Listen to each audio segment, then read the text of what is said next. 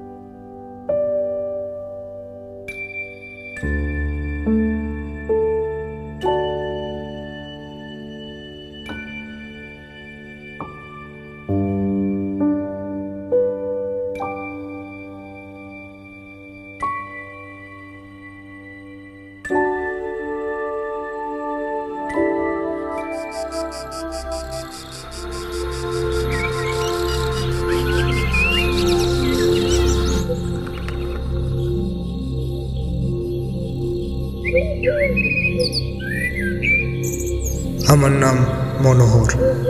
কলকাতার কাছেই আমার বাড়ি, নৈহাটি। আমি কোনো কাজ করতাম না, সেই জন্যই আমাকে বাড়ি থেকে বের করে দিয়েছে। হ্যাঁ, খারাপ তো একটু লেগেছে। আমিও হেরে যাওয়ার পাত্র নই, সেই জন্যই আমি বেরিয়ে পড়লাম নতুন কাজের সন্ধানে।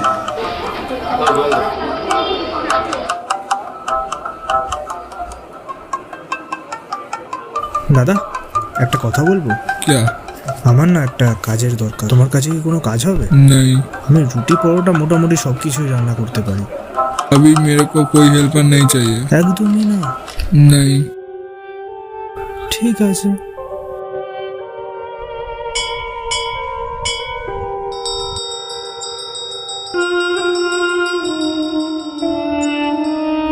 মা, তুমি তো সবই জানো আমি কোন পরিস্থিতির মধ্যে আছি। একটা কাজ খুঁজে দাও মা, প্লিজ মা, একটা কাজ খুঁজে দাও।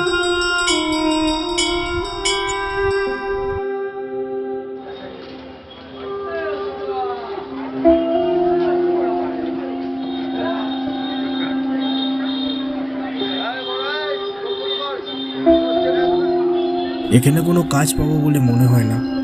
তাহলে কি করা যায়, কি করা যায়? হ্যাঁ, লোকেশনটা একটু চেঞ্জ করে দেখি।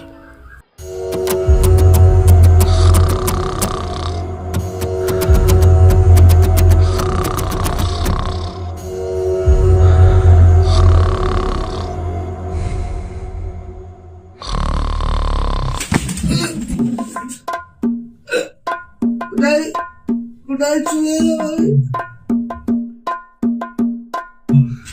সমুদ্র কোথায়?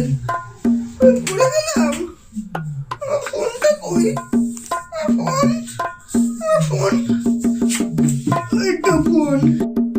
লকটা খুলি।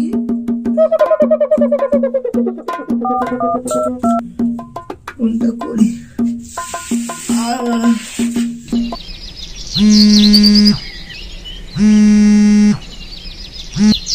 হ্যাঁ ভাই, বল। হ্যাঁ গুরুদেব, কোথায় তুমি? গুরুদেব? আবে সালা, আমি মনোহর বলছি। রাতের নেশা কি এখনো কাটেনি নাকি? হ্যাঁ, ও মনোহর, তুই বলছি ভাই কোনো কাজ পেলি?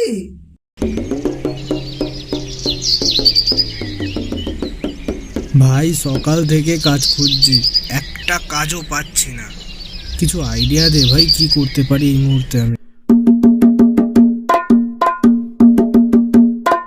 আরে সামনে যেই থাকুক না কেন, হ্যাঁ, আরে সামনে যেই থাকুক না কেন, তার কাছে গিয়ে তোকে বোঝাতে হবে যে তোর একটা কাজের দরকার।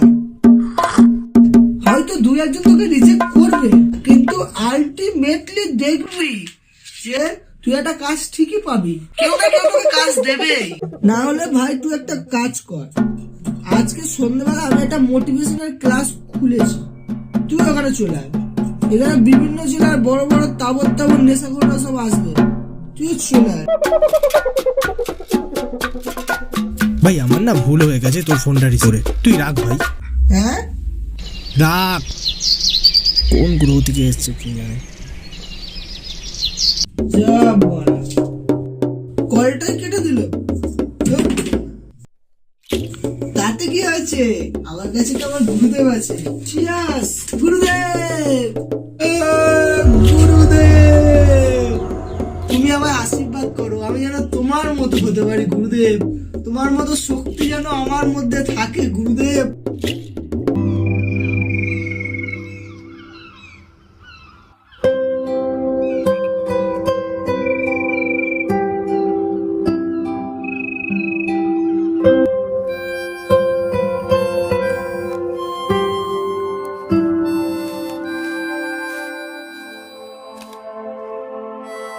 ম্যাডাম কি নেবেন আপনি? শুধু একটা কফি দেবেন।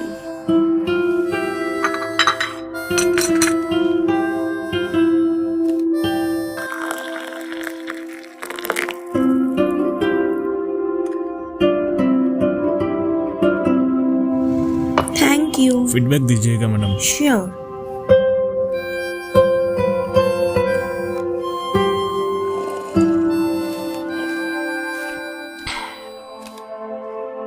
মা তুমি বেশি চিন্তা করো না, আমি সকাল থেকেই কাজ খুঁজছি, কাজ পেয়ে গেলেই আমি চলে আসব। আচ্ছা ঠিক আছে মা, একবার শেষ চেষ্টা করে দেখি, তুমি রাখো।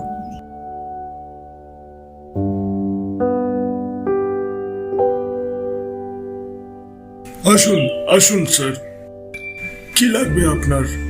কিছু লাগবে না, বলছি তো তোমার কাছে একটা কাজ হবে, আমার না একটা কাজের লোক খুব লাগবে না। ও হবে না? না না, কি পাওয়া যায় এখানে? সবকিছুই পাওয়া যায়। আচ্ছা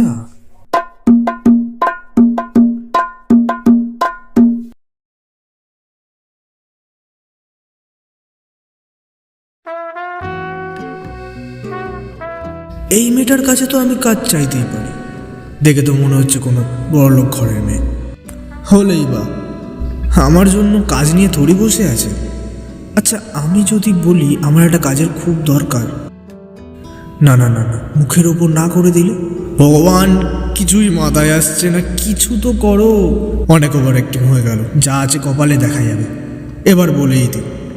বলছি ম্যাডাম একটা কথা বলবো? বলুন।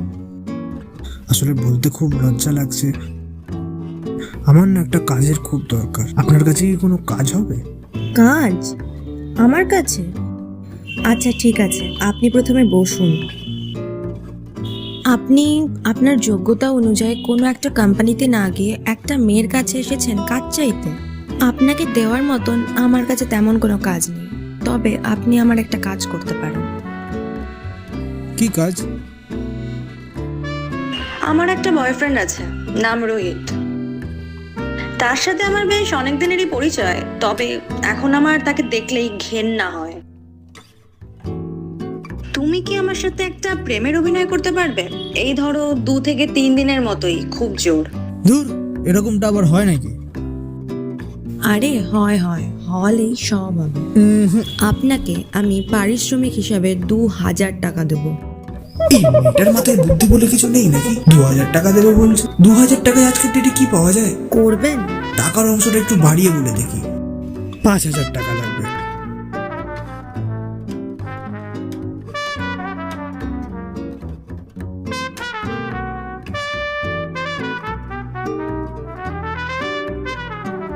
ওকে ডান, তাই দেবো।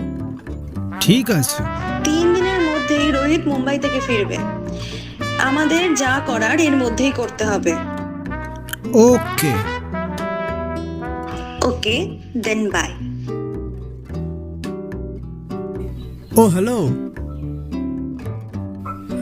আপনার সাথে প্রেমের অভিনয় করতে করতে আমি যদি আপনার প্রেমে পড়ে যাই তখন কি হবে? পড়বেন না, 3 দিনে কেউ কারোর প্রেমে পড়ে না। ঠিক আছে, বাই।